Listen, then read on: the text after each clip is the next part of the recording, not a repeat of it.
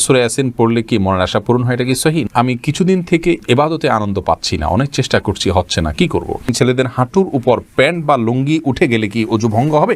নবজাতকের কপালের পাশে কালো কালির গোল টিপ দেয়া হয়, এটা কি জরুরি এবং ইসলামের বিধান কি? সুন্নাহ সম্মতভাবে ওযু করে গোসল করলে নামাজ পড়ার জন্য কি আবার ওযু করতে হবে?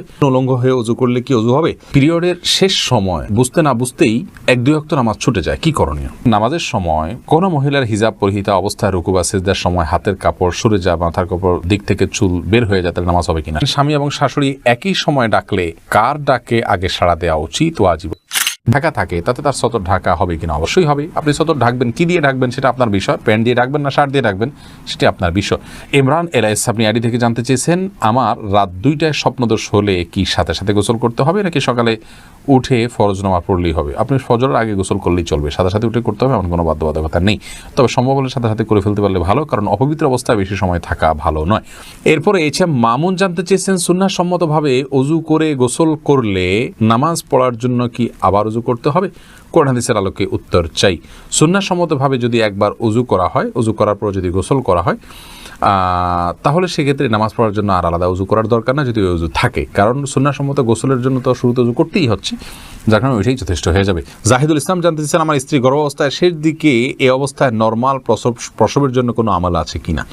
নির্দিষ্ট কোনো দোয়া, নির্দিষ্ট কোনো আমল নেই। তবে আপনাকে আমরা পরামর্শ দিব যে এই অবস্থায় কিছু সাদকা করুন। সাদকা মানুষের সমস্যা দূর করে দেয়। বিশেষ করে দুরূদ পাঠ করবেন, আল্লাহ রাব্বুল আলামিনের কাছে বিশেষভাবে হাত তুলে বলবেন এবং দোয়া করবেন আল্লাহর কাছে যে আল্লাহ আমাদেরকে আপনি এই সমস্যা দূর করে দিন। সুলতান আহমেদ রিয়াদ জানতে চেয়েছেন, আমার মেজাজ সব সময় বিগড়ে থাকে, এটা থেকে পরিত্রাণের উপায় কি? ভাই সুলতান আহমেদ, আপনার মেজাজ বিগড়ে থাকে, এটা থেকে পরিত্রাণের উপায় হলো প্রথমত আল্লাহ তাআলার আশ্রয় চাইবেন। শয়তান মানুষের মেজাজ বিগড়ে দেয়, শয়তান থেকে আল্লাহর আশ্রয় চাইবেন। আউযু বিল্লাহি মিনাশ শাইতানির রাজিম এটা পড়বেন। যখন রাগ উঠবে এটা পড়বেন। দাঁড়ানো অবস্থায় রাগ উঠলে বসে যাবেন, বসা অবস্থায় রাগ উঠলে শুয়ে যাবেন, সম্ভব হলে ওযু করে নেবেন। এগুলো মানুষের রাগকে প্রশমিত করতে সহায়তা করে। সেই সাথে একজন শান্ত মেজাজের মানুষের সাথে আপনি বেশি সময় উঠা বসা করুন, তার সান্নিধ্যে থাকার চেষ্টা করুন। ইনশাআল্লাহ বিদিনিল্লাহ সবর কীভাবে করতে হয় আপনি হাত কলমে দেখে সেটা করার জন্য স্পৃহা অর্জন করতে পারবেন। শালিনা আক্তার আপনি জানতে চেয়েছেন, নামাজের সময় কোনো মহিলার হিজাব পরিহিতা অবস্থায় রুকু বা সিজদার সময় হাতের কাপড় সরে যায়, মাথার কাপড় দিক থেকে চুল বের হয়ে যায়, তাহলে নামাজ হবে কিনা? সামান্য একটু যদি সরে যায় কয়েক সেকেন্ডের জন্য, আবার আপনি ঠিক করে নিয়েছেন, তাতে কোনো অসুবিধা হবে না ইনশাআল্লাহ। জুলিয়া নাসরিন জানতে চেয়েছেন, আমার এক আত্মীয় বললেন দাঁড়িয়ে গোসল করা যায় না, এটা কতটুকু শরিয়া সম্মত? না, এরকম কোনো কথা কোরআন হাদিসে বলা হয়নি যে দাঁড়িয়ে গোসল করা যাবে না। ফারজানা ইয়াসমিন আপনি জানতে চেয়েছেন, স্বামী এবং শাশুড়ি একই সময় ডাকলে কার ডাকে আগে সাড়া দেওয়া উচিত? ওয়াজিব। অবশ্যই স্বামীর ডাকে সাড়া দেওয়া আপনার জন্য ওয়াজিব। তানিয়া রূপা আপনি জানতে চেয়েছেন, পিরিয়ডের শেষ সময় বুঝতে না বুঝতেই 1-2 ওয়াক্ত নামাজ ছুটে যায়, কি করণীয়? বোন তানিয়া, এই সমস্যাটা অনেক মা বোনেরই হয় যে মাসিক শেষ হলো, আমার মাসিকের ব্লাড দেখা যাচ্ছে কিনা, এটা মাসিকের ব্লাড কিনা সেটা পরখ করতে করতে হেজিটেশনের মধ্যে থাকি আমরা, সেটা নিশ্চিত করতে করতে অনেক সময় লেগে যায়। তো এরকম যদি হয় এবং তাতে যদি 1-2 ওয়াক্ত নামাজ চলে যায়, এটি গুনাহের কারণ হবে। তার কারণ হলো আমাদেরকে কিন্তু শরিয়াতে পরিষ্কার নির্দেশনা দেওয়া আছে কোন কোন কালার দেখা গেলে সেটি মাসিকের রক্ত হিসেবে বিবেচিত হবে, গণ্য হবে। সে কালারগুলো যদি পরিষ্কার দেখা যায় তাহলে আমরা নামাজ পড়বো না, আর যদি দেখা না যায় তাহলে আমরা গোসল করে নামাজ পড়ে ফেলবো। এমনকি কোনো একটা ওয়াক্ত নামাজে যদি ব্লিডিং বন্ধ হয়ে যায়, অর্থাৎ যে কালারগুলো মাসিক হিসাবে গণ্য সেগুলোর কোনোটা দেখা না যায়, তাহলে সেক্ষেত্রে গোসল করে ওই ওয়াক্ত থেকে নামাজ আরম্ভ করতে হবে। অনেক মা বোনরা এখানে অবহেলা করে সন্ধ্যার সময় দেখা গেল তিনি পবিত্র হলেন, তো পরের দিন দুপুর থেকে তিনি নামাজ শুরু করে দেন। এটি অত্যন্ত জঘন্য এবং গর্হিত একটি বিষয়। আল্লাহ রাব্বুল আলামিন যেখানে তাদেরকে ছাড় দিয়েছেন মাসিকের সময় সালাতের বিষয়ে, সেখানে নিজে থেকে আরও ছুটি বাড়িয়ে নেওয়া এবং ছাড় বেশি নেওয়া এটা বড় ধরনের জঘন্য অপরাধ এবং গুনাহের কারণ। বিধায় এই বিষয়টি খেয়াল করতে হবে আমাদেরকে। যেটা ব্লিডিং আপনার মাসিকের ব্লিডিং মনে হবে বা প্রবল ধারণা হবে, সেটাকে আমরা মাসিক ধরে নামাজ পড়বো না, অন্যথায় নামাজ পড়বো। হেজিটেশনে ভোগে 1-2 ওয়াক্ত নামাজ নষ্ট করার কোনো সুযোগ নেই। আর রাহাত হাসান আপনি জানতেছেন, উলঙ্গ হয়ে ওযু করলে কি ওযু হবে? উলঙ্গ হয়ে যদি কেউ ওযু করেন ওযু হয়ে যাবে, কিন্তু এটা নির্লজ্জ কর্ম এবং অনুচিত। কারাহাত বা মাকরুহ থেকে খালি নয়। মিজানুর রহমান আশিক জানতে চেয়েছেন, নবজাতকের কপালের পাশে কালো কালির গোল টিপ দেয়া হয়, এটা কি জরুরি এবং ইসলামের বিধান কি? এ সম্পর্কে আমাদের একটা ভিডিও আছে, আপনি দেখে নেবেন মেহেরবানি করে।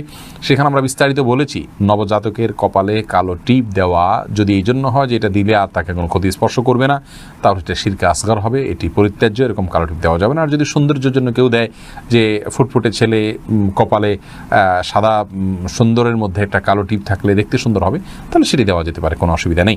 ওবায়দুর রহমান ফাহাদ জানতে চেয়েছেন, বয়সে বড় মেয়েকে বিয়ে করা যাবে কিনা? করা যাবে, কোনো অসুবিধা নেই। আমি কিছুদিন থেকে ইবাদতে আনন্দ পাচ্ছি না, অনেক চেষ্টা করছি, হচ্ছে না, কি করব? আল্লাহ রাব্বুল আলামিন আপনার জন্য বিষয়টিকে সহজ করেন বোন। আমরা অনেকেই কিন্তু এ রোগে রুগ্ন, অর্থাৎ আমরা ইবাদতে কোনো স্বাদ পাই না। ইবাদতের স্বাদ কিন্তু কঠিন একটি বিষয়। আল্লাহ রাব্বুল আলামিন এই স্বাদ যাকে দিয়েছেন তিনি কিন্তু আর পৃথিবীর অন্য কোনো কিছুর স্বাদ দ্বারা তিনি আসক্ত হন না।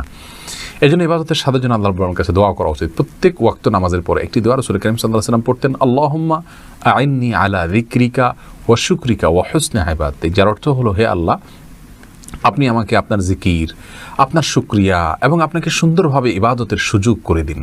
আল্লাহর কাছে সেই সুযোগ চাইতে হয়, সুন্দরভাবে ইবাদতের সুযোগ।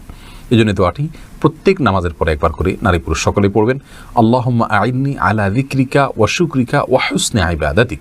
আল্লাহ আমাদেরকে তৌফিক দান করুন। এর পাশাপাশি ইবাদতের স্বাদ নষ্ট হওয়ার একটা বড় কারণ হলো হারাম ভক্ষণ।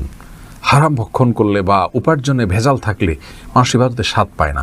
এই জন্য সেই জায়গাটাতে সংশোধনী আনতে হবে। আর তৃতীয়ত হলো, মানুষ যখন গুনাহে লিপ্ত হয়, বিশেষ করে চোখের জেনা, চোখ দিয়ে পুরুষরা যদি পরনারীর দিকে দৃষ্টিপাত করেন, পরনারী যদি পুরুষের দিকে দৃষ্টিপাত করেন, তাহলে সেক্ষেত্রে কিন্তু আপনার এই সমস্যাগুলো তৈরি হয়। এই জন্য এই সমস্ত ক্ষেত্রেও আমাদের সংশোধনে আনতে হবে। আল্লাহ রাব্বুল আলামিন আমাদেরকে তৌফিক দান করুন। নাসরিন সুলতানা জানতেছেন, ছেলেদের হাঁটুর উপর প্যান্ট বা লুঙ্গি উঠে গেলে কি ওযু ভঙ্গ হবে? হাঁটুর উপরে প্যান্ট বা লুঙ্গি উঠে গেলে, যদি একাকী থাকে অথবা লোকজন থাকে, যে অবস্থায় হোক না কোনো কাপড় উঠে গেলে ওযু কখনো ভঙ্গ হবে না।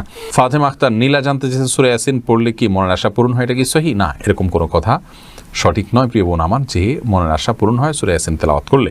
এটা আমাদের মনে করার কথা। তাছাড়া সূরা ইয়াসিনের ফজিলত সম্পর্কে বিশুদ্ধ আসলে তেমন কোনো হাদিস পাওয়া যায় না।